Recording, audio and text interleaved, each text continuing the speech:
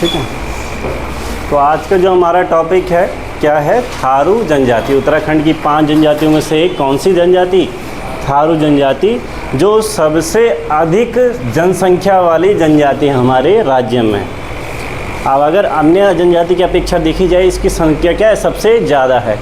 अब अगर हम एक तरफ और जनजातियों को देख रहे हैं, उनकी जनसंख्या कम है और इनकी जनसंख्या थोड़ी ज़्यादा है, ऊपर से ये आपके पड़ोसी जो देश हैं नेपाल, वहाँ पर भी इनकी काफ़ी ज़्यादा संख्या है। तो ऐसा क्या कारण रहा होगा कि इनकी जनसंख्या और जनजातियों की तुलना में क्या ज़्यादा है? इसका कारण ये है कि जो हाँ बाकी जनजातियाँ प्रकृति पर या आदिम गुणों को अपनाए हुई थी, इस जनजाति ने जो अपनी अर्थव्यवस्था का आधार बनाया, वो किसको बनाया, कृषि को।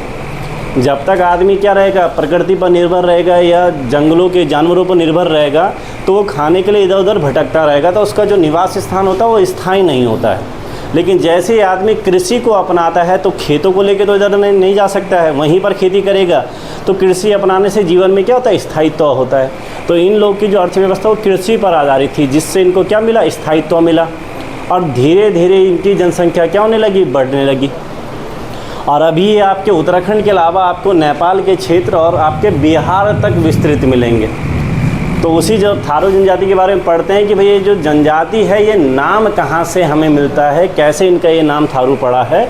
अभी इनकी जनसंख्या की बात करें तो उत्तराखंड में इनकी जो सबसे ज़्यादा जनसंख्या है वो कहाँ है, आपके उधम सिंह नगर के जो किच्छा, खटीमा, सितारगंज, न्यानकमत्ता वाला क्षेत्र है, तो उस क्षेत्र के आसपास आपको कौन सी जनजाति मिलती है, आपको थारू जनजाति मिलती है। अब ये लोग हैं कौन और ये नाम आया कहाँ से?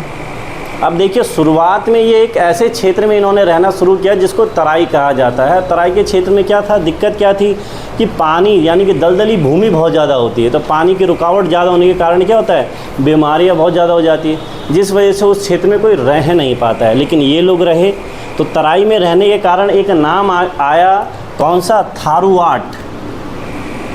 कौन सा नाम आया, थारूवाट आया। थारूवाट का मतलब क्या होता है, दलदली भूमि या कीचड़ वाली भूमि। तो दलदली भूमि या कीचड़ वाली भूमि में रहने के कारण क्या नाम पड़ा, थारूवाट पड़ा, और वहाँ रहने वाले लोगों को थारुआ कहने लगे। तो एक ये चीज़ें कही जाती है। दूसरी अन्य चीज़ भी मानी जाती है कि भैया ये थारू शब्द एक शब्द बोला जाता है कि भैया जो थार है, थार शब्द का मतलब क्या होता है, जंगलवासी। तो ये लोग भी आपके जंगल में रहे, तो इस वजह से भी कि जंगल में रहने के कारण एक शब्द कौन सा आया, थार आया। दूसरी एक और चीज़ मानी जाती है कि जो ये जनजाति है, इस जनजाति में शराब का प्रचलन बहुत ज़्यादा है। मतलब ये कोई भी काम करेंगे तो बिना शराब के काम करते नहीं हैं। जैसे आपके यहाँ मेहमान आते होंगे ना, तो आप सबसे पहले पानी देते हैं, ये शराब भी देते हैं, लो ज़्यादा टाइम क्या वेस्ट करना है, शुरू हो जाओ। तो यहाँ शराब का बहुत ज़्यादा प्रचलन है। तो शराब यानी कि दारू, तो लोग कहते हैं दारू के प्रचलन या दारू की वजह से ही इसका नाम आगे क्या पड़ा, थारू। तो ऐसी बहुत सारी अवधारणाएं हैं, ठीक है। एक और बात आती कि जो थार है या थारू है, इसका मतलब बताया जाता है थर थर काँपने से। अब थर थर काँपने का मतलब, जब मुग़लों ने इस क्षेत्र में आक्रमण किया, तो मुग़लों की जो अधिकतर लड़ाई हुई वो राजपूतों से हुई। तो जो थारू लोग स्वयं को राजपूतों का वंशज बता रहे हैं। तो मुग़लों के डर से जब राजपूत जो लोग लड़े, तो उनमें से कुछ लोग वहाँ से क्या हो गए, इधर आ गए थे। तो जो यहाँ के लोग हैं, ये लोग क्या कह रहे हैं कि हम लोग महाराणा प्रताप के वंशज हैं। यानी कि इनका एक संबंध हम किससे बता रहे हैं, थार मरुस्थल से बता रहे हैं, ठीक है। तो ये लोग स्वयं को कहाँ किसका वंशज बताते हैं, महाराणा प्रताप के वंशज। कौन सी जनजाति वाले, थारू जनजाति वाले, जो एक मान्यता है। इसके अलावा जो यहाँ की स्त्रियाँ हैं, वो खुद को किसका वंशज बता रही हैं, रानी पद्मावती का। रानी पद्मावती का नाम सुना होगा आपने, एक पिक्चर भी आई थी पद्मावती, ठीक है। पद्मावती कहाँ के रहने वाली रहती है, ये कश्मीर नहीं, कश्मीर की नहीं थी, ये थी सिंहल द्वीप। सिंहल द्वीप कहाँ के लिए कहा जाता था, श्रीलंका के लिए। तो अब वो बड़ी लंबी सी कहानी, वो आप मूवी में जाके देख लीजिएगा। तो उनका जो विवाह हुआ था वो किससे हुआ था, एक राजपूत राजा रहे, राणा रतन सेन जो कहते हैं, उनसे विवाह था। तो उनके जो खूबसूरती की चर्चा है किसने सुनी थी, अलाउद्दीन खिलजी ने। तो वहाँ पे आए थे। तो जब राजा मारा गया तो पद्मावती सहित बहुत सारी रानियों ने क्या कर लिया था, जौहर कर लिया था। तो ये उनमें से कुछ लोग भाग के आ गए तराई में, किसके साथ, अपने सैनिकों के साथ। और कल जो हमने टॉपिक पढ़ा था कौन सा वाला, बॉक्सा वाला, तो बॉक्सा को थारू की एक उपशाखा माना जाता है। तो वहाँ भी सेम क्या व्यवस्था थी कि रानी जो है, मतलब जो स्त्रियां हैं वो खुद को क्या बता रही है, रानी बता रही है कि हम रानियों से संबंधित हैं। और किसके साथ भागे थे, अपने सैनिकों के साथ। और आगे जीवन यापन के लिए किससे विवाह करना शुरू कर दिया, अपने ही सैनिकों से। तो कुल मिला के जो निष्कर्ष निकलता है कि ये यहाँ के जो पुरुष हैं ये किसका वंशज स्वयं को बता रहे हैं, महाराणा प्रताप का। इनका संबंध कहाँ से, थार मरुस्थल से बता रहे हैं। और यहाँ की जो महिलाएं हैं वो क्या बता रही है, रानी पद्मावती का वंशज मानती हैं खुद को। ठीक है, ये वो उनकी वेशभूषा सुंदरता से भी पता चलता है। मतलब आदमी उससे ज़्यादा यहाँ सुंदर कौन होती हैं, औरतें ज़्यादा सुंदर होती हैं। इनके अगर शारीरिक बनावट के हिसाब से देखा जाए तो शारीरिक बनावट के हिसाब से इनको मंगोल नस्ल का बताया जाता है, या मंगोलाइड होती हैं। ठीक है, और किसका इनके पूर्वज किसे माना जाता है, किरातों को। तो किरात वंशीय या फिर मंगोलियाइड कौन बना रहे, जो मानव विज्ञानी हैं वो बता रहे हैं। इसके अलावा ये जनजाति आपके नेपाल में भी रहती है, नेपाल में भी इनकी काफ़ी ज़्यादा संख्या है। तो वहाँ के लोगों ने भी इन पर रिसर्च की होगी। तो जो नेपाल के मानव विज्ञानी लोग हैं वो क्या कहते हैं कि जो गौतम बुद्ध हुए, गौतम बुद्ध के पिता का नाम क्या था, शुद्धोधन था। गौतम बुद्ध के पिता का नाम क्या रहता है, शुद्धोधन रहता है। तो जो शुद्धोधन थे वो थारू ही थे। वो लोग क्या बताते हैं, शुद्धोधन को थारू से संबंधित बताते हैं। यानी कि जो थारू लोग हैं शुद्धोधन या गौतम बुद्ध के परिवार की ही एक शाखा है, ये लोग बताएं। तो मान्यताएं बहुत हैं कि थारू शब्द आया कहाँ से, कौन है। ठीक है, लेकिन अभी जो हम पढ़ेंगे वो क्या पढ़ेंगे कि ये स्वयं को किसका वंशज मान रहे हैं, महाराणा प्रताप का वंशज मान रहे हैं। दूसरी चीज़, इनकी जो लैंग्वेज है, लैंग्वेज इनकी कोई अपनी लैंग्वेज नहीं है। इनकी लैंग्वेज में हो क्या रहा है, आपका नेपाली शब्द भी आपको मिलेंगे, कुमाऊनी शब्द भी आपको मिलेंगे, और कुछ राजस्थानी शब्द भी मिलेंगे। इस आधार पे भी बोल दिया जाता है कि शायद इनका संबंध कहाँ से रहा होगा, थार मरुस्थल से रहा होगा, राजपूतों से रहा होगा। तो ये तो है कि इनका संबंध कहाँ कहाँ से रहा होगा। इनके अगर समाज की बात करें, परिवार गोत्र की बात करें, तो शुरुआत में तो कोई ऐसी व्यवस्था थी नहीं, लेकिन धीरे धीरे क्या हो गया, जो इनका पूरा क्षेत्र है वो क्या हो गया, 2 पार्ट में डिवाइड हो गया। अब 2 पार्ट में डिवाइड हो गया तो दोनों पार्टों में गोत्र बन गए। तो दोनों जो 2 पार्ट में जब डिवाइड हुआ था तो दोनों जगह क्या थे, आपके 6-6 गोत्र थे। तो शुरुआत में तो कोई ऐसी दिक्कत थी नहीं, कोई किसी से विवाह कर सकता था, लेकिन अब गोत्र के हिसाब से यहाँ विवाह होता है। तो यहाँ पर जो गोत्र हैं, टोटल कितने गोत्र, 6 गोत्र होते हैं, दोनों तरफ 6-6 गोत्र होते हैं। और जो सबसे बड़ा गोत्र है वो कौन सा है, बड़वायक। बड़वायक सबसे ऊंचा गोत्र है। और ये लोग गोत्र को कहते क्या है, कुरी कहते हैं। गोत्र को क्या कहेंगे ये लोग, कुरी या गोटियाल कहते हैं, लेकिन मेन आप याद रखेंगे क्या, कुरी। सबसे ऊंचा गोत्र कौन सा है यहाँ पे, कुरी। उसके अलावा रावत, महतो, डहेत, वृत्या, ये यहाँ पर अन्य क्या है, गोत्र हैं, ऊंचा गोत्र। अब यहाँ पे गोत्रों में थोड़ी दिक्कत हो जाती है, शुरुआत में ये सारी चीज़ें नहीं थी। यहाँ के वैवाहिक व्यवस्था की बात करेंगे तो यहाँ की वैवाहिक व्यवस्था थोड़ी सी इंटरेस्टिंग है। ठीक है, वैवाहिक व्यवस्था की बात करें तो शुरुआती स्तर पर, अब देखो वैवाहिक स्थिति भी कैसी बनेगी, महिलाएं पद्मावती की वंशज बता रही, यानी कि उनकी वेशभूषा रानी जैसी सुंदर है। जो आदमी लोग हैं वो महाराणा प्रताप के सैनिक हैं, यानी कि बहुत मेल जोल नहीं है ना, बहुत दूर दूर का संबंध बन रहा है। दूसरी चीज़ ये है कि महिलाओं की संख्या कम है। तो जब महिलाओं की संख्या कम है, पुरुषों की संख्या ज़्यादा है, तो दहेज कौन किसको देगा, ये वधू की तरफ, यानी कि पत्नी की तरफ या महिला की तरफ दहेज जाएगा। यानी कि यहाँ वधू मूल्य का प्रचलन आपको देखने को मिलेगा। अब एक्चुअली क्या है कि भैया हर किसी के लिए वो जुटा पाना आसान तो हो नहीं पाता है, इसलिए पहले के टाइम पे यहाँ पर एक प्रथा बड़ी प्रचलित थी, अपहरण विवाह प्रथा। अब तो बदल गई ये चीज़ें, लेकिन पहले अपहरण विवाह प्रथा का बड़ा प्रचलन था। तो अपहरण विवाह प्रथा का प्रचलन किस जनजाति में, थारू जनजाति। अपहरण विवाह का मतलब समझ गए, कोई गया ऐसे उठा के लाए और पकड़ के शादी कर ली। अब देखो अगर उस चीज़ को हम करेंगे तो हमें तो कूट दिया जाएगा, समाज वालों के द्वारा, घर वालों के द्वारा निष्कासित कर दिया जाएगा। लेकिन यहाँ उसका क्या होता है, जस्ट उल्टा, वाह मेरा लड़का लड़की भगा के आया, वाह। तो वो जनजाति है, वहाँ चलता है। हमारे यहाँ ऐसा नहीं चलता। तो ऐसा नहीं कि अभी अभी चले गए सारे कि सर, ऐसा मत करना, ठीक है। तो अपहरण विवाह का प्रचलन किस जनजाति में है। अब पैसा यानी कि दहेज किसको दिया जाएगा, लड़की वालों को दिया जाएगा। तो जो वधू मूल्य दिया जाता है उसको क्या कहते हैं, काज और डोला कहते हैं। तो विवाह की रस्में भी अब धीरे धीरे हमारी जैसे ही यहाँ होने लगी हैं, पहले तो इतनी व्यवस्थाएं नहीं होती थी।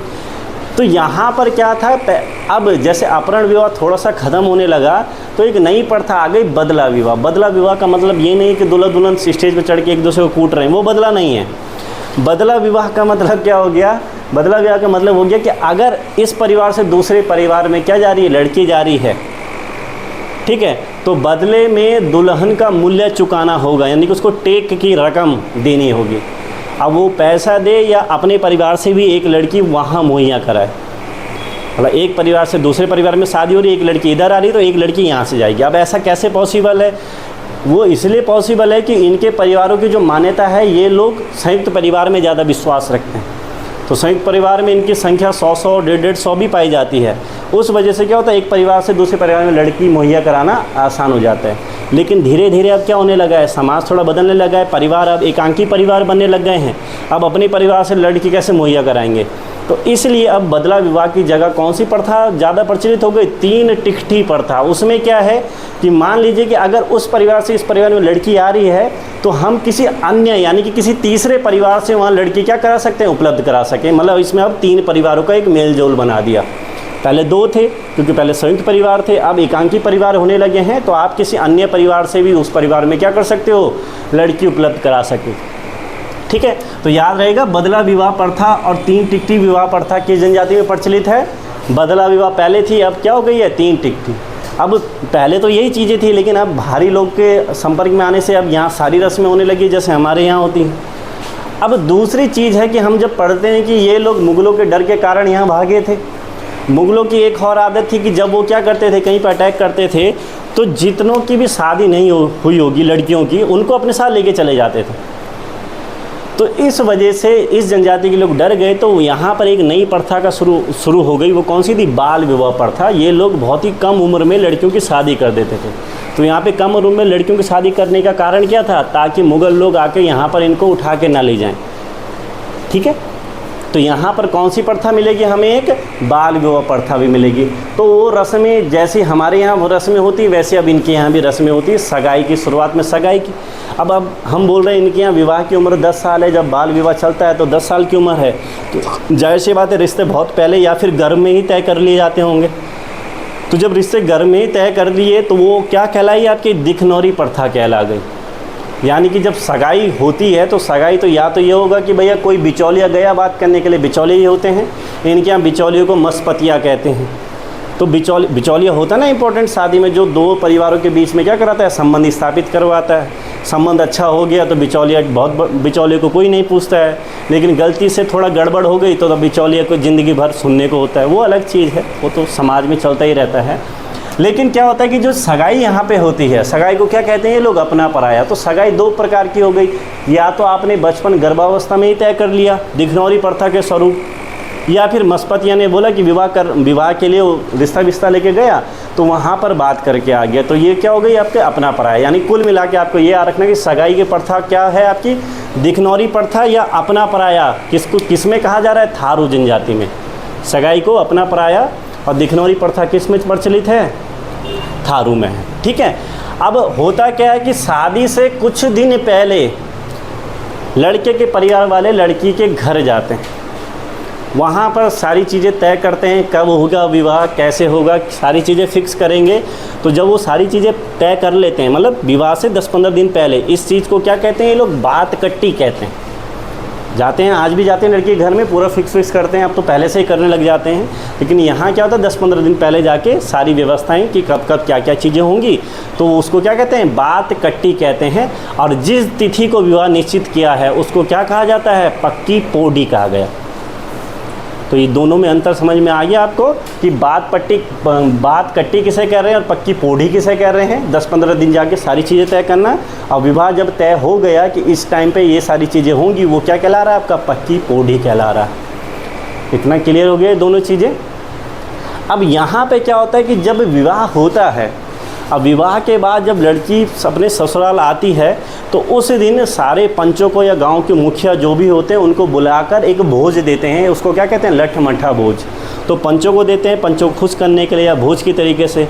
तो पंच जब उस भोज को खाते हैं तो फिर होता क्या है कि वो उस लड़की को गांव की बहू के रूप में मान्यता देते हैं कि अब ये इस गांव की बहू है, यानी कि इस गांव की सदस्य है।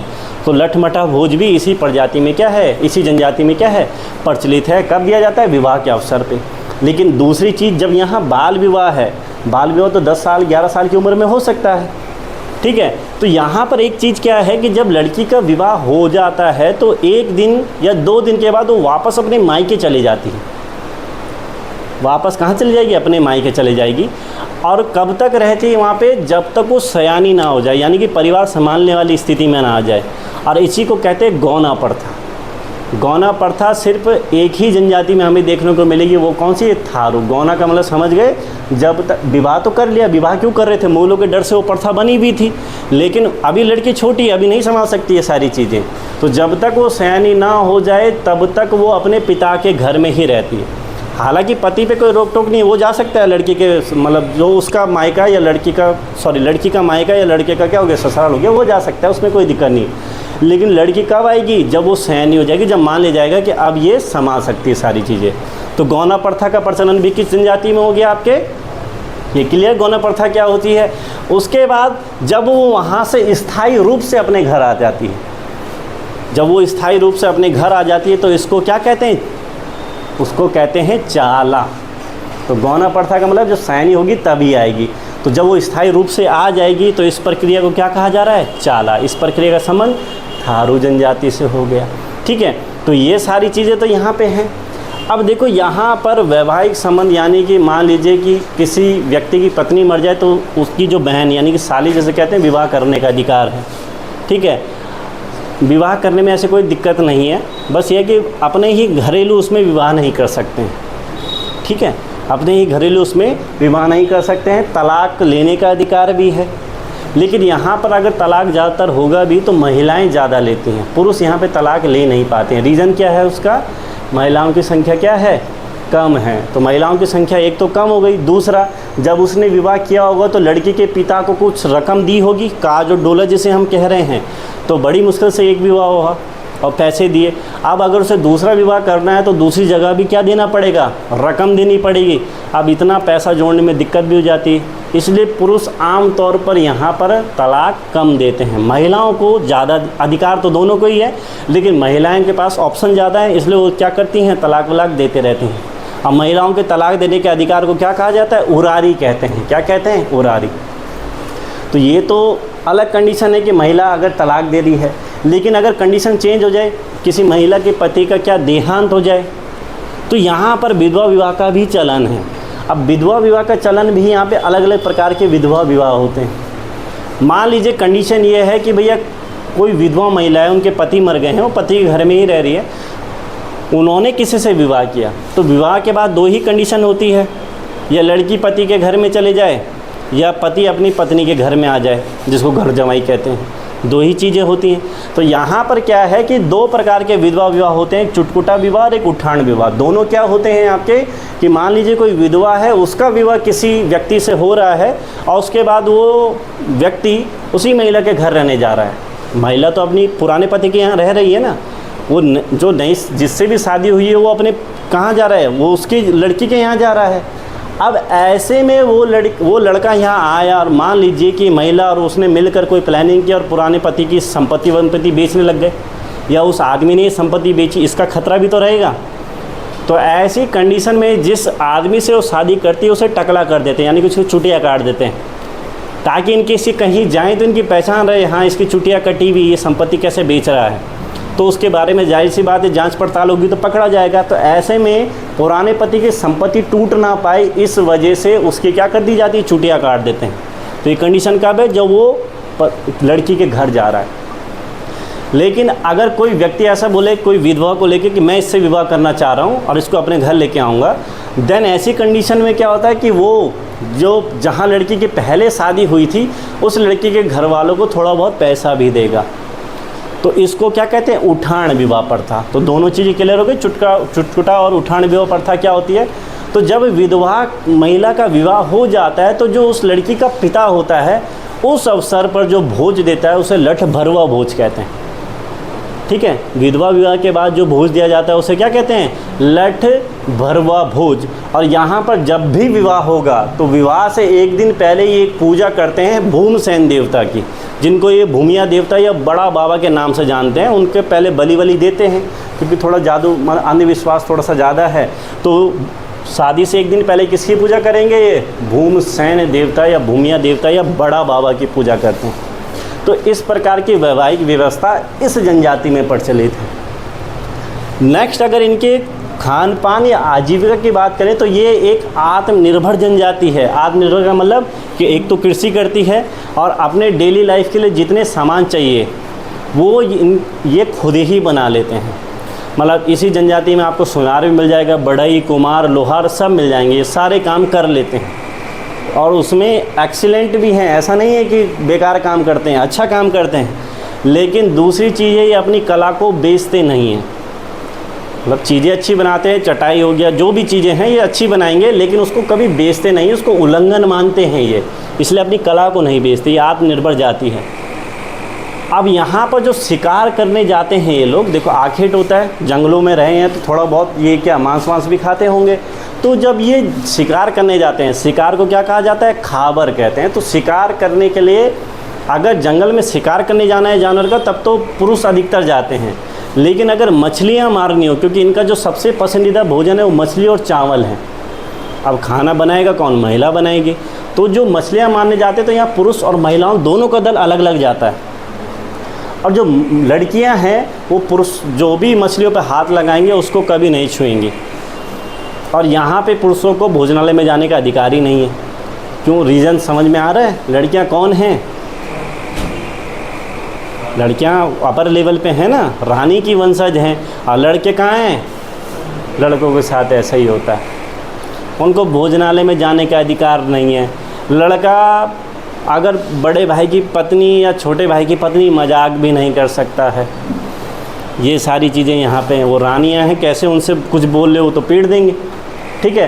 तो मजाक करने का अधिकार भी नहीं है, भोजनालय में जाने का अधिकार भी नहीं है। महिला पुरुषों के हाथ लगाई हुई मछलियाँ भी नहीं खाएंगे, इसलिए पुरुष बोलता है मैं जाता ही नहीं, तुम ही जाओ। जब खाना ही नहीं है तो फ़ायदा क्या है फिर जाने का? और मछलियाँ भी ये सिर्फ उतनी ही मारेंगे जितनी इनको ज़रूरत है, कभी भी एक्स्ट्रा नहीं लेके आएंगे। ना ही वहाँ पे जो झील है नानक सागर बांध जो हम कह रहे हैं, वहाँ पर कभी भी एक्स्ट्रा मछलियाँ ये मारेंगे नहीं। जो भी चीज़ें बनाएंगे कभी भी एक्स्ट्रा नहीं बनाएंगे।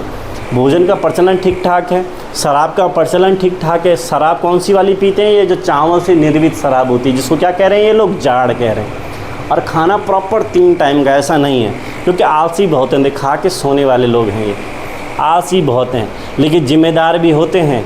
अगर इन्होंने किसी व्यक्ति से कर्ज लिया है तो चाहे अपने खाने के लिए ना हो, पहले ये कर्ज चुकाते हैं। इसी का फ़ायदा भारी लोग उठा रहे हैं। तो खाना ये प्रॉपर 3 टाइम खाएंगे अपना। तो ब्रेकफास्ट को क्या कहते हैं ये लोग? कलेवा कहा जाता है। लंच को क्या कहा जाएगा आपका? मिंगी कहा जाएगा। और डिनर को ये लोग क्या कहते हैं? बेरी कहते हैं। तो ये इनकी आजीविका है, ये एक आत्मनिर्भर जनजाति है। धार्मिक विशेषताओं की बात की जाए तो देखिए, वैसे तो ये लोग भी हिंदू धर्म को मानने वाले ही हैं और यहाँ पे समाज भी पितृसत्तात्मक ही है। लेकिन इनकी धार्मिक मान्यताओं को देखते हुए यहाँ पर क्या माना जाता है कि इनका समाज मातृसत्तात्मक है। तो क्वेश्चन बनता है किस जनजाति में मातृसत्तात्मक स्थिति है? वो कौन सी? आपकी थारू है। क्यों है? क्योंकि अभी हम आगे पढ़ेंगे। क्योंकि देखो ये ऐसी जगह पे रहे, वहाँ पर हर जगह पे कोई ना कोई बीमारी है। अब दलदली भूमि में जा रहे हो, क्या पता कब बाघ खा ले, कब सांप खा ले। तो ये कदम कदम पर मतलब भूत प्रेत बहुत ज़्यादा डरते हैं उन सारी चीज़ों से। अब जब आदमी ज़्यादा डरता है तो भगवान को पूछता भी फिर बहुत ज़्यादा है। तो इनके यहाँ कदम कदम पर आपको मंदिर और हर एक चीज़ की ये पूजा करने लग जाते हैं। हर एक चीज़ की, गाय भैंसों का देवता हो, ठीक है, आपका बैलों का देवता हो, सांप देवता हो, सबकी पूजा करते हैं, क्योंकि डर ज़्यादा होता है। अभी देखो आपको डर कम है तो आप लोग मंदिर कम ही जाते होंगे।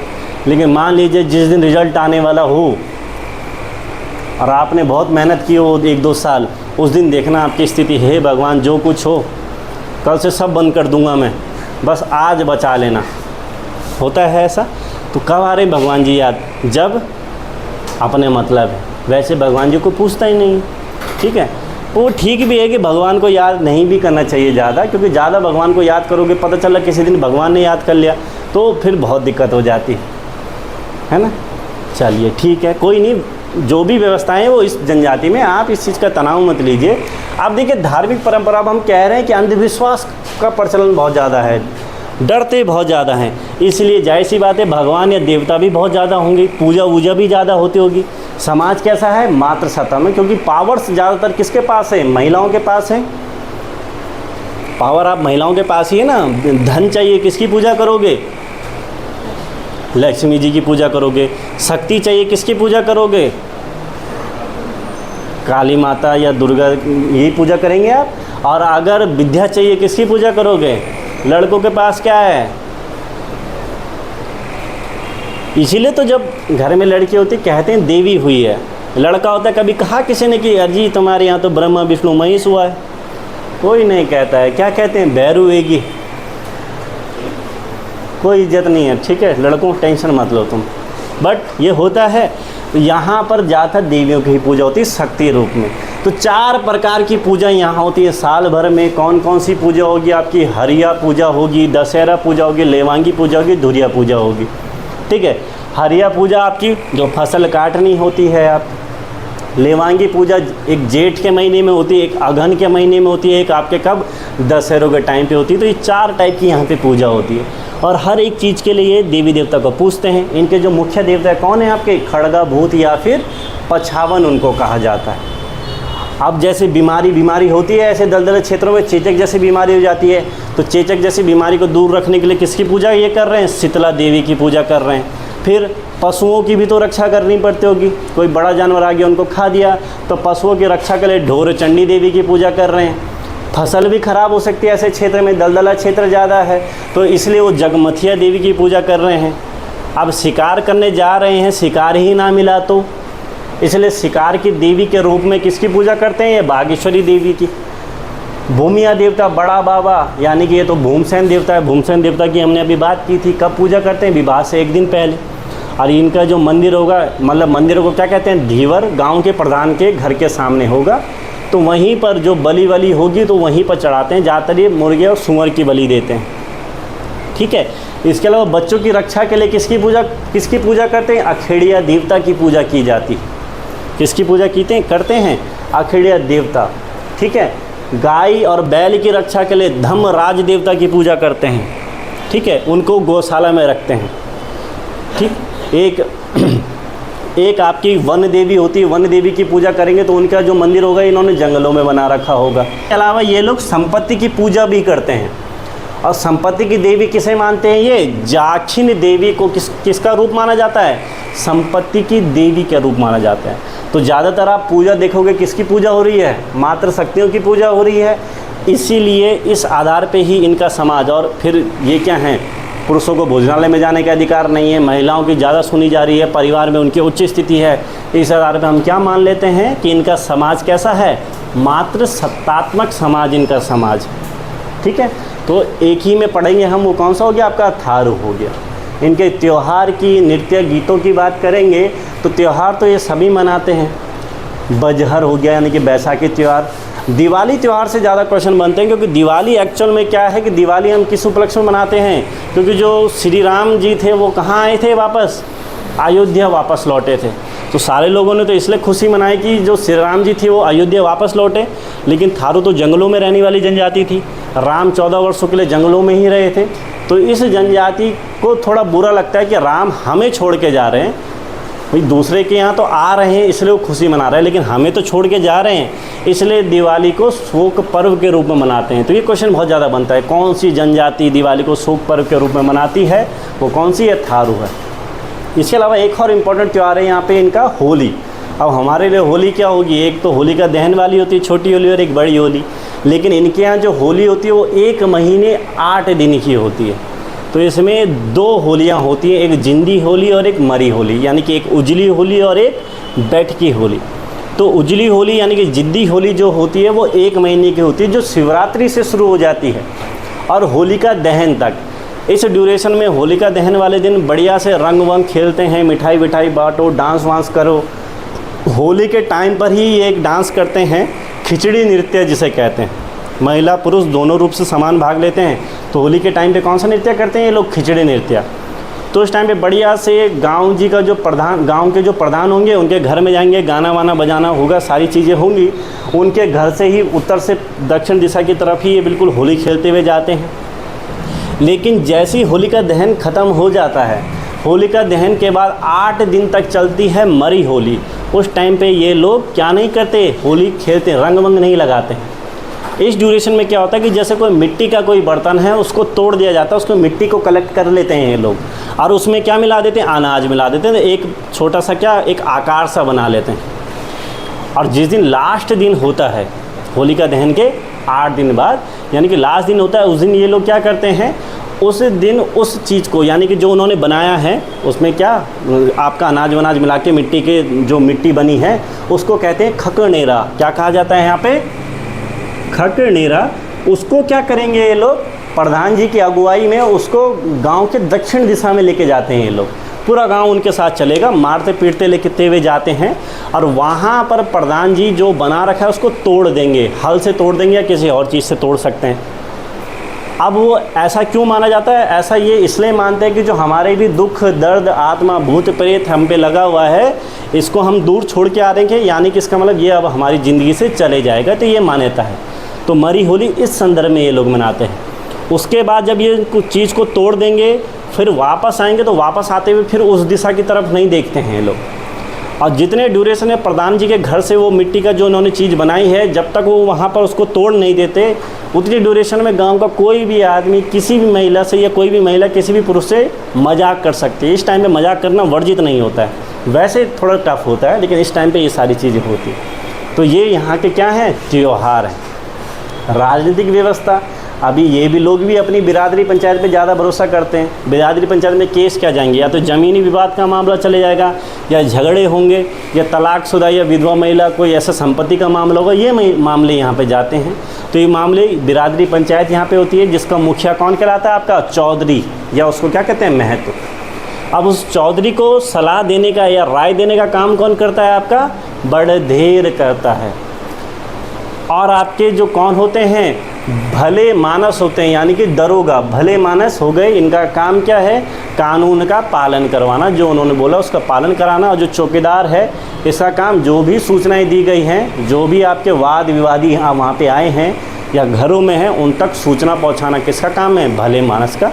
ये हमने बुक्स में पढ़ा था, बस वहाँ नाम चेंज था, काम सेम ही। बट यहाँ पर एक और चीज़ है, जब हम कह रहे हैं इनके यहाँ शराब का प्रचलन बहुत ज़्यादा है, तो यहाँ पर जब भी आपका कोई केस जाता है इनकी बिरादरी पंचायत में, तो एकदम से केस शुरू नहीं होता। सबसे पहले वहाँ पर पंचों को क्या पिलानी पड़ती है, शराब पिलानी पड़ती है। तो पहले वो पी के अपना बढ़िया से क्या होते हैं, माहौल बनाते हैं, ठीक है। और उसके बाद बोलते हैं अब बताओ क्या कौन है मुजरिम, उसके बाद वो न्याय देते हैं। तो शराब पिला के तर्क वितर्क करना, यही प्रथा कहलाती है मध्य पंचगणक प्रथा, यानी कि ये न्याय की प्रथा है। तो न्याय करने से पहले वो क्या पीते हैं, खूब सारी शराब पी लेते हैं।